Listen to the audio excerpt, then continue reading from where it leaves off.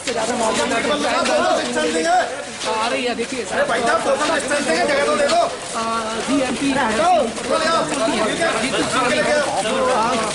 Mafia है उनको police चाहकर आपका जो है किस तरीके से तोड़ मुकदमे दर्ज किए गए, क्या भाई आरोप लगे आपके ऊपर? जीतू भाई क्या कर रहे हैं आप लोग? इसके बाद पुलिस यहाँ से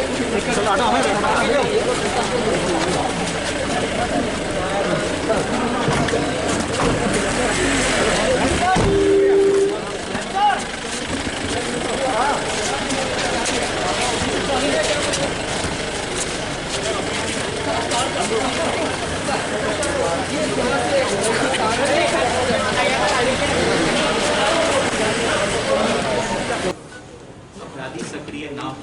चौधरी जी बोले था मैडम कि लॉकडाउन खत्म होने के बाद अपराधियों का लॉकअप में जाना शुरू हो। इसके तहत संदीप थोड़ा पीछे होना है, शेर आ रहा है। 1 मिनट मैं सेट कर लूँ यार। 1000 से ऊपर स्थायी वारंटी पकड़े गए। चौधरी जी कैमरा नीचे कर लीजिए। फरार भू माफिया इनको पकड़ने के लिए विशेष दायित्व एडिशनल एसपी क्राइम राजेश नटोटिया के नेतृत्व में क्राइम ब्रांच की टीम को दिया गया था, जिनके द्वारा पिछले कुछ दिनों में हकीम भवन चंपू अजमेरा इनको गिरफ्तार करने में सफलता हासिल की गई। इसके पश्चात कुछ ही दिन पहले गुजरात में रेड के दौरान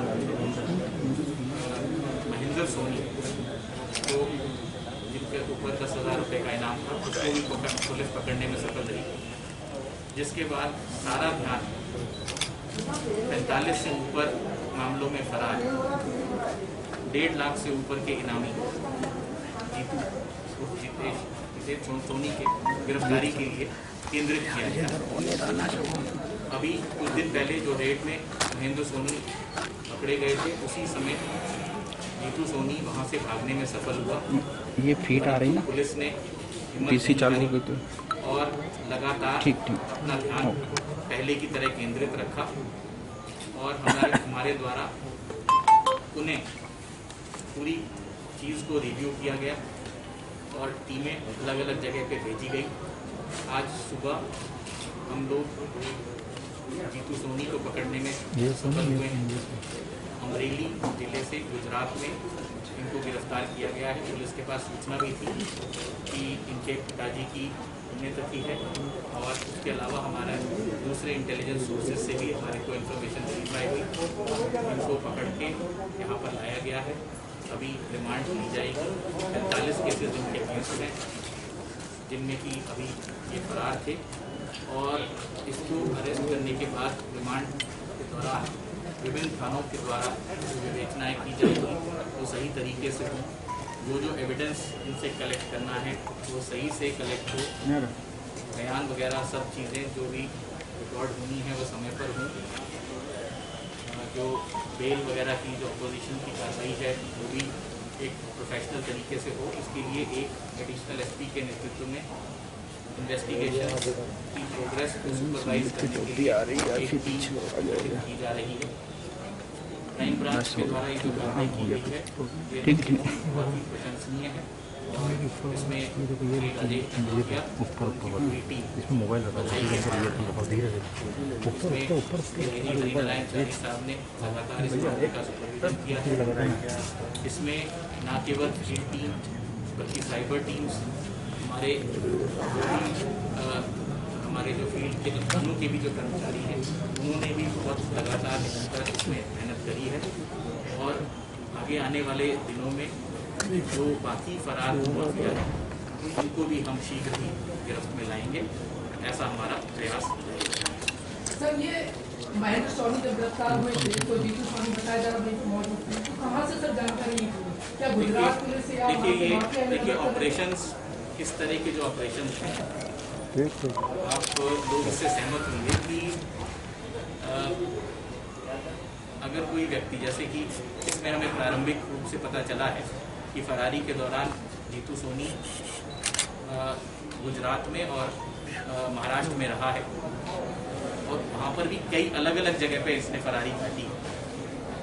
तो ये कोई आसान चीज़ नहीं होती और कई बार जब हम स्टेट के बाहर अलग अलग जगह ऑपरेट करते हैं तो अपराधी भागने में कभी कभी सफल हो जाता है, परंतु महत्वपूर्ण चीज़ ये है कि उसके बाद भी वो प्रयास जारी रहे और मुझे खुशी है कि ऐसा ही हुआ और हम उसको पकड़ने में सफल थे। सर पुलिस को सर वो हनीट्रैप से जुड़ा हुआ कंटेंट छाप रहा था, वो कंटेंट भी छाप रहा था, तो इनके पास से जो एक गेट को मिला है कि आपको? देखिए अभी हमने उनको जस्ट गिरफ्तार किया है।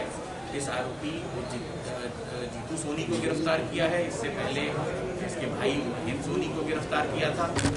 इनसे दोनों से पूछताछ होगी कि 45 से अधिक मामले हैं।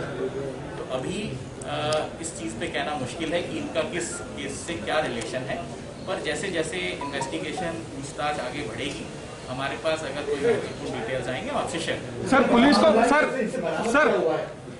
देखिए अभी हम सर्च की कार्रवाई रिमांड के दौरान करेंगे और जो चीज़ें बरामद होंगी उसमें से जो हम आपसे डिस्क्लोज कर सकेंगे, क्योंकि इन्वेस्टिगेशन में हर चीज़ बताई मीडिया को नहीं जा सकती और कुछ चीज़ें कॉन्फिडेंशियल भी होती हैं, परंतु जो पब्लिक डोमेन में रखने वाली चीज़ें होंगी हम जरूर शेयर करेंगे। सर पुलिस सर एक सवाल मेरा ये है सर कि आपने जो है मध्य प्रदेश की सीमा से बाहर जाकर आपने उन्होंने जाकर एक बड़ा काम किया, लेकिन इन्हीं से जुड़ा हुआ एक जो होटल वाव का एक केस है जिसमें गिरीश मतलानी आरोपी है, 164 पर बयान हो गए और वो फरार अभी तक मतलब यही घूम रहे हैं आरोपी। देखिए आप हेलो अभी हम एक पीछे मैं आपको आश्वस्त करना चाहूंगा कि जितने भी फरार आरोपी हैं जिनके विरुद्ध इन्वेस्टिगेशन इस पॉइंट तक पहुंच गई है कि उनकी गिरफ्तारी की जानी चाहिए, उनकी गिरफ्तारी के भरसक प्रयास किए जाएंगे और रिजल्ट्स आप देख रहे हैं और रिजल्ट्स आप आगे भी देख रहे हैं। सर पुलिस को कोई संघर्ष करना पड़ा क्या, क्योंकि कुछ गाड़ियों के कांच भी देखिए टूटे गाड़ी थे? का वो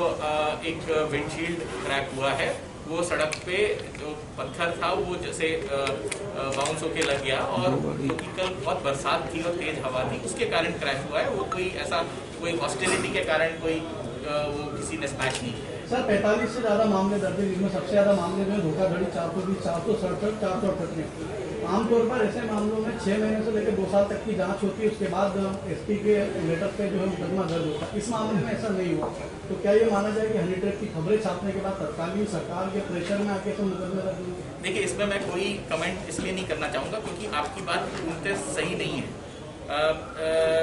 कुछ चीज़ें आप इसमें देखिए, सिर्फ इसमें जालसाजी, धोखाधड़ी, कूट रचना सिर्फ इसके केसेस नहीं हैं। इसमें मानव दुर्व्यवहार, ह्यूमन ट्रेड के मुकदमे हैं, इसमें आपके रेप का मुकदमा है, इसमें लूट का मुकदमा है। तो इसमें थोड़ा पीछे सिर्फ 420, 467, 68, 71 के फोर्जरी के और चीटिंग के मुकदमे नहीं, इसमें विभिन्न धाराओं के मुकदमे हैं और उसमें साक्ष्य संकलन के पश्चात ही कार्रवाई की जाएगी। जीतू सोनी के एक बेटे और उनके भतीजे भी फरार बताए जा रहे थे, वो भी अरेस्ट कर लिए गए? नहीं, अभी इसमें जो है लकी, विकी, जिग्नेश ये अभी फरार हैं, हुकुमचंद सोनी भी फरार हैं। अभी इसमें आरोपी फरार हैं और अभी इन्वेस्टिगेशन जारी है। इन्वेस्टिगेशन में और भी मुलजिम बन सकते हैं और मैं आपको यहाँ पर यही चीज़ कह रहा हूँ कि इन्वेस्टिगेशन अभी इनिशियल स्टेजेस में है। इन्वेस्टिगेशन में जब आदमी अरेस्ट होता है तो उससे बहुत सारी चीज़ें सामने आती हैं, उसके बेसिस पे लोग आरोपी बनते हैं। जहाँ पर लोग फरारी के दौरान रहे हों वो भी कई बार पूछताछ में ऐसा आता है, उनको खिलाफ भी हमारे को कानूनी कार्रवाई करनी पड़ती है।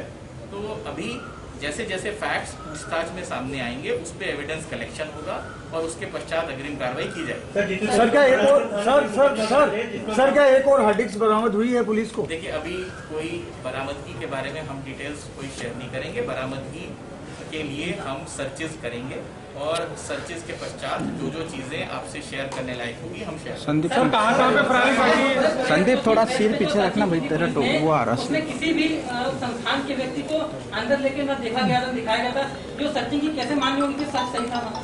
देखिए अब ये चीजें कोर्ट में डिस्कस होंगी। सर पुलिस अपनी केस फाइल बनाएगी और पुलिस ने जो कार्रवाई करी है वो कार्रवाई कोर्ट के समक्ष पेश की जाएगी। सर, वहाँ पर अगर आपका कोई CS कोई ऑब्जेक्शन है तो वो उसको चैलेंज कर सर फरारी कहाँ काटी सर, इंदौर में कहाँ काटी है सर? कामों का फरारी की विजय देखिए कहाँ काटी है धर्मेंद्र पे पीछे मानव तस्करी और नीचे रहना सिर आ रहा आपका पूरा। पिछले 30 साल से संचालित हो रहा था। अनिल रसमाना जी, संजीव समीर जी, संतोष सिंह जी, ऐसे कई दबंग अफसर इंदौर में अपनी छाप छोड़ते हुए उनके कार्यकाल में भी वो चलता रहा। तो ये माना जाए कि उस टाइम से नजरअंदाज किया गया और देखिए, ये अभी इस कार्यकाल में वहाँ पे अनैतिक गतिविधियां नजर आई सामने। देखिए, कोई चीज़ कभी पकड़ी जाती है इसका मतलब ये नहीं होता कि कोई चीज़ नहीं। अगर कोई चीज़ आपने नहीं छापी, आज छापी है, तो इसका मतलब ये नहीं है कि आप पहले उसको नहीं छापना चाहते थे।